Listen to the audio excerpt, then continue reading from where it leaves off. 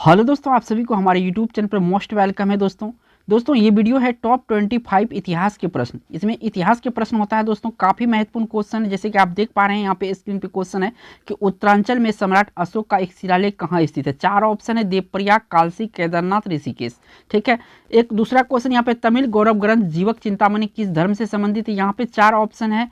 ठीक है, जैन धर्म, बौद्ध धर्म, हिंदू धर्म, ईसाई धर्म। ठीक है,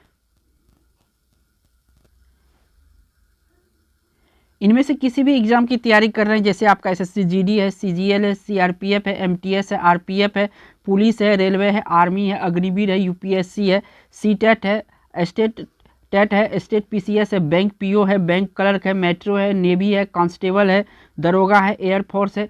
सभी गवर्नमेंट एग्जाम के लिए काफ़ी महत्वपूर्ण क्वेश्चन है। एक एक क्वेश्चन आपके लिए बहुत महत्वपूर्ण है दोस्तों, तो वीडियो को लास्ट तक जरूर देखिएगा। अब स्टार्ट करते हैं अपना पहला क्वेश्चन।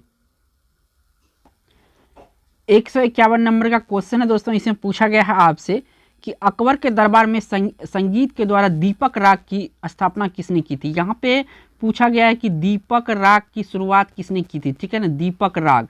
तो इसकी शुरुआत जो किया गया था अकबर के दरबार में, ये तानसेन के द्वारा किया गया था। ये तानसेन जो है कि 9 रत्नों में एक था दोस्तों। ठीक है, काफ़ी ये फेमस था तानसेन अपने संगीत के लिए। बी ऑप्शन सही है। बढ़ते हैं अगला क्वेश्चन पर। तो अगला क्वेश्चन ये रहा और काफ़ी महत्वपूर्ण क्वेश्चन है ये भी कि लोकसभा का सामान्य निर्वाचन किस वर्ष हुआ था। लोकसभा का सामान्य निर्वाचन किस वर्ष हुआ था। तो देखिए 1952 में हुआ था सामान्य निर्वाचन। तो ऑप्शन यहाँ से कौन सा करेक्ट हो जाएगा, डी ऑप्शन करेक्ट हो जाएगा। अगला क्वेश्चन देखिए, अगला क्वेश्चन ये रहा आपका 153 नंबर का।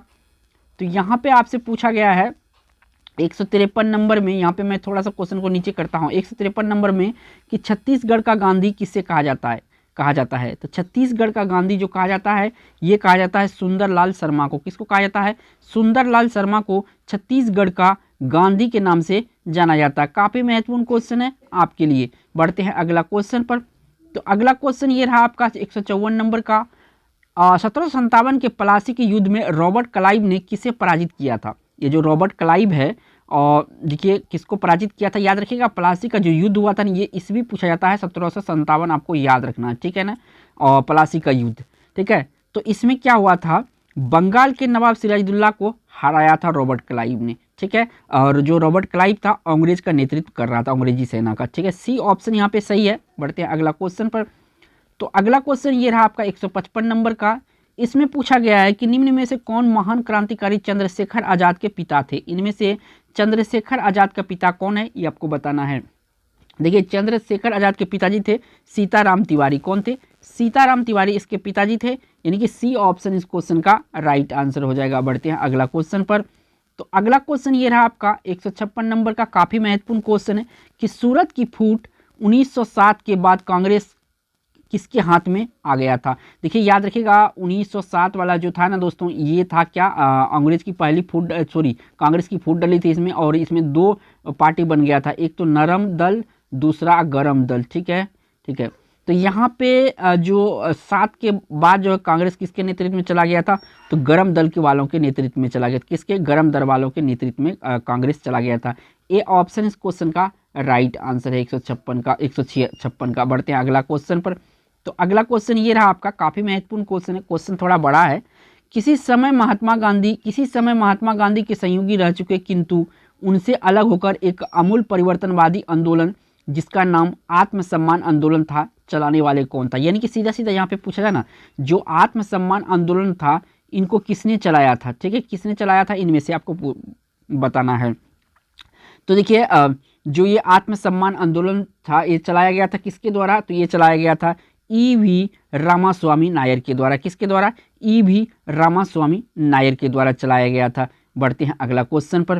तो अगला क्वेश्चन ये रहा आपका 158 नंबर का। यहाँ से पूछा गया है कि उत्तरांचल में सम्राट अशोक का एक शिलालेख कहाँ स्थित है। काफ़ी महत्वपूर्ण क्वेश्चन है ये हिस्ट्री से। ठीक है, तो देखिए उत्तरांचल में सम्राट अशोक का एक शिलालेख जो है दोस्तों, ये केदारनाथ में था। कहाँ पे है, केदारनाथ में है। यानी कि सी ऑप्शन यहाँ पे करेक्ट हो जाएगा। बढ़ते हैं अगला क्वेश्चन पर। तो अगला क्वेश्चन ये रहा दोस्तों आपका। इसमें पूछा गया है कि 159 नंबर क्वेश्चन है कि निम्नलिखित में से कौन सी मोहनजोदड़ो का सबसे विशाल इमारत मानी जाती है। इसमें सबसे विशाल इमारत मानी जाती है। तो यहाँ पे जो विशाल अन्नागार है या धान्य कठोर है, यानी कि एक तरह से ये जो है कि स्टॉक करके रखा जाता था इस गोदाम में, ठीक है, आपातकालीन की स्थिति में यूज करने के लिए अन्न को, ठीक है। तो यहाँ बी ऑप्शन इस क्वेश्चन का राइट आंसर हो जाएगा। अगर चैनल पे पहली बार है तो इस तरह के वीडियो देखने के लिए चैनल को सब्सक्राइब जरूर कीजिएगा और साथ के साथ बेल आइकन प्रेस कर लिए, यहाँ से आपको अच्छे वीडियो जो कि एग्जाम पास करने में काफ़ी मदद होगा दोस्तों, तो सब्सक्राइब आप करना ना भूलें। बढ़ते हैं अगला क्वेश्चन पर। तो अगला क्वेश्चन ये रहा आपका 160 नंबर का क्वेश्चन है। यहाँ पे जो पूछा जा रहा है आपसे, अवध में विद्रोह फूटा इसलिए नहीं कि उसे उत्तर प्रदेश का विलय किया गया, अपितु इसलिए किया गया कि तालुकदारों के साथ बहुत कठोर व्यवहार किया गया। यह कथन निम्न में से किसका है? जो तालुकदारों के साथ जो है कि बहुत कठोर व्यवहार किया गया था, यह कथन किसका है? तो ये कथन है दोस्तों आपका टी.आर. होम्स का। किसका है? टी.आर. होम्स का कथन है। यहाँ से आपका बी ऑप्शन यहाँ पे करेक्ट हो जाएगा। बढ़ते अगला क्वेश्चन पर। तो अगला क्वेश्चन ये रहा आपका, और इसमें पूछा गया है कि 19वीं सदी में ज्योतिबा फुले के सत्यशोधक समाज ने क्या प्रयास किया था? जो 19वीं सदी में ज्योतिबा फुले के सत्यशोधक समाज था, क्या प्रयास किया था? तो देखिए ये किया था, दम्भी ब्राह्मणों तथा उनके अवसरवादी धर्म ग्रंथों से नीची जातियों का रक्षा किया गया था। किसके? सत्यशोधक समाज ने। ये सत्यशोधक समाज का जो स्थापना किया गया था ज्योतिबा फुले के द्वारा किया गया था, याद रखिएगा। बढ़ते हैं अगला क्वेश्चन पर। तो अगला क्वेश्चन ये रहा आपका 162 नंबर का। यहाँ से जो पूछा गया है कि निम्न में से जेम्स प्रिंसेप के संबंध में कौन सा कथन सही है? तो देखिए ये मौर्य काल के विद्वान थे, नहीं थे, अशोक के शिलालेखों को पढ़ने वाले प्रथम व्यक्ति थे ये जेम्स प्रिंसेप, ठीक है। ये सबसे पहले यही पढ़ा था, याद रखिएगा, VVI क्वेश्चन है ये, ठीक है ना। बढ़ते हैं अगला क्वेश्चन पर। तो अगला क्वेश्चन ये रहा आपका 163 नंबर का। यहाँ से पूछा गया है कि तमिल का गौरव ग्रंथ जीवक चिंतामणि किस धर्म से संबंधित है? यहाँ पे पूछा है जीवक चिंतामणि, तो जीवक चिंतामणि किस धर्म से संबंधित है? तो ये आपका जैन धर्म से संबंधित था। किससे? जैन धर्म से संबंधित है तमिल का गौरव ग्रंथ। बढ़ते हैं अगला क्वेश्चन पर। तो ये रहा आपका अगला क्वेश्चन 164 नंबर का। यहाँ से जो पूछा गया है कि हड़प्पा कालीन लोगों ने नगरों में घरों का विन्यास के लिए कौन सी पद्धति अपनाई थी? काफ़ी इंपॉर्टेंट क्वेश्चन, हाल फिलहाल के एग्जाम में ये क्वेश्चन पूछा गया है, ठीक है। तो ये जो ग्रिड पद्धति है, इन्होंने ग्रिड पद्धति अपनाई थी, यानी कि सी ऑप्शन इस क्वेश्चन का राइट आंसर है, ग्रिड पद्धति। बढ़ते हैं अगला क्वेश्चन पर। तो अगला क्वेश्चन ये रहा आपका 165 नंबर का, काफ़ी महत्वपूर्ण क्वेश्चन है। यह केवल डलहौजी के निर्माण का कार्य सड़क और तार ही थे जो उसने पंजाब में प्रशासन स्थापित किया था, उन्हीं के कारण अंत में विद्रोह शांत हो सका। यह कथन निम्न में से किसका था? याद रखिएगा, जो डलहौजी लॉर्ड डलहौजी, इन्होंने जो है कि एक तो रेल, ठीक है, डाक, ठीक है, इन दोनों का शुरुआत किया था, इन्हीं के द्वारा भारत में शुरुआत किया गया रेल और डाक का शुरुआत, ठीक है। लेकिन यहाँ पे जो पूछा है कि शांत किया गया विद्रोह को, ठीक है ना, तो ये किया गया था, यही कथन निम्न में से किसका, ये कथन पूछा गया है। तो ये कथन है आपका टी.आर. होम्स का। किसका कथन है? टी.आर. होम्स का कथन है। सी ऑप्शन यहाँ पे सही है। बढ़ते हैं अगला क्वेश्चन पर। तो अगला क्वेश्चन ये रहा आपका 166 नंबर का। पूछा गया है कि निम्न में से किसके द्वारा जय हिंद का नारा दिया गया था? यहाँ पे जय हिंद का नारा किसके द्वारा दिया गया था? तो जय हिंद का नारा सुभाष चंद्र बोस जी के द्वारा दिया गया था, जय हिंद नारा। यहाँ पे आपका बी ऑप्शन सही हो जाएगा। बढ़ते हैं अगला क्वेश्चन पर। तो अगला क्वेश्चन ये रहा दोस्तों, इसमें पूछा गया है 167 नंबर का क्वेश्चन है कि 1883 ईस्वी में सत्यशोधक समाज की स्थापना किसके द्वारा की गई थी? एक तो डे ईस्वी याद रखेगा जो 1873 है, या इसी ईस्वी में सत्यशोधक समाज की स्थापना हुआ था। किसके द्वारा हुआ था? तो ये ज्योतिबा फुले के द्वारा हुआ था। किसके द्वारा? ज्योतिबा फुले के द्वारा हुआ था। ये ऑप्शन यहाँ पे सही है। बढ़ते हैं अगला क्वेश्चन पर। तो ये रहा आपका अगला क्वेश्चन। यहाँ पे जो पूछा गया है 168 नंबर का, कलिंग के युद्ध का विजय तथा क्षत्रियों का वर्णन अशोक किस शिलालेख में है? तो कलिंग का युद्ध और विजय तथा क्षत्रियों का वर्णन अशोक किस शिलालेख में? देखिए अशोक का 13वें शिलालेख में है ये वर्णन, ठीक है, 13वें शिलालेख। तो यहाँ पे सी ऑप्शन सही हो जाएगा। बढ़ते हैं अगला क्वेश्चन पर। तो अगला क्वेश्चन ये रहा 169 नंबर का क्वेश्चन है। पूछा गया कि निम्नलिखित में से पशुओं में से किसका एक हड़प्पा सभ्यता में पाई गई मोहरों और टेराकोटा कलाकृतियों में निरूपण नहीं हुआ है? यानी कि इनमें से किस जानवर का निरूपण नहीं हुआ है जो है हड़प्पा सभ्यता में मोहरों पर निरूपण, ठीक है, किसका नहीं हुआ है? तो यहाँ पे जो निरूपण नहीं हुआ है, इस पे गाय का निरूपण नहीं हुआ, बाकी हाथी का हुआ है, गेंडा का हुआ है, बाघ का हुआ है, ठीक है, मोहरों पर, ठीक है। बढ़ते हैं अगला क्वेश्चन पर। तो अगला क्वेश्चन ये रहा आपका 170 नंबर का। यहाँ पे जो पूछा गया है 1857 से पहले विस्फोट सैनिक अथवा असैनिक वास्तव में एक श्रृंखला की कड़ियाँ थी। पहले पृथक पृथक उफान मिलकर 1857 का विस्फोट और फिर दावानल बन गया, यह कथन किसका है? तो ये 1857 से संबंधित ये कथन है, काफ़ी महत्वपूर्ण है एग्जाम की दृष्टि से। तो ये कथन किसका है? तो ये कथन है आपका आर.सी. मजुमदार का। किसका है? आर.सी. मजुमदार का था। इनकी बी ऑप्शन यहाँ पे सही है। बढ़ते अगला क्वेश्चन पर।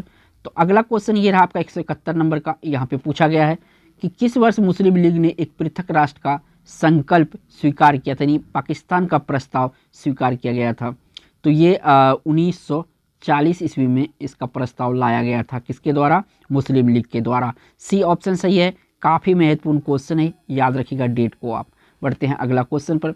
तो अगला क्वेश्चन ये रहा आपका, यहाँ पे जो पूछा गया है आपसे कि निम्न में से किस धर्म सुधारक की मृत्यु भारत से बाहर हुई थी? तो बाहर मृत्यु जो हुआ था राजा राममोहन राय का हुआ था। इन्होंने ब्रह्म समाज का स्थापना किया था। याद रखिएगा, समाज का स्थापना 1928 ईस्वी में किया था। याद रखिएगा, काफ़ी एग्जाम है। बढ़ते हैं अगला क्वेश्चन पर। क्वेश्चन नंबर आपका 173 है। इसमें पूछा गया चंद्रगुप्त मौर्य ने सेल्यूकस को कब पराजित किया था? यानी कि जो सेल्यूकस निकोटर है इसको कब पराजित किया था चंद्रगुप्त मौर्य ने?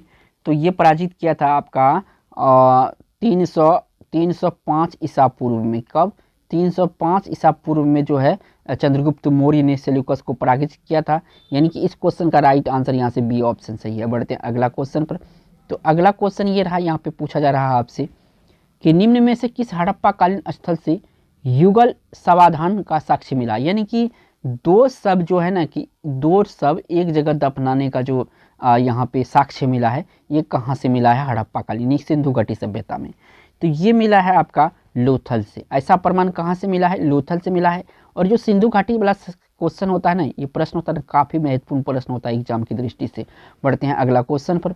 तो अगला क्वेश्चन ये रहा और इस वीडियो का लास्ट क्वेश्चन भी होगा, क्योंकि मैं 25 क्वेश्चन शामिल करता हूँ। 1838 में बंगाल में भूमिधारियों को सोसाइटी का गठन किया गया था। इस गठन का मुख्य उद्देश्य क्या था? किसका? भूमिधारियों का सोसाइटी का एक गठन किया गया था, भूमिधारियों की सोसाइटी का।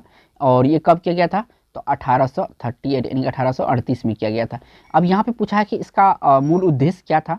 तो इसका जो मूल उद्देश्य था ये था कर मुक्त भूमि के अधिग्रहण का विरोध करना। क्या था? कर मुक्त भूमि अधिग्रहण का विरोध करना इसका मुख्य उद्देश्य था, भूमिधारियों का सोसाइटी।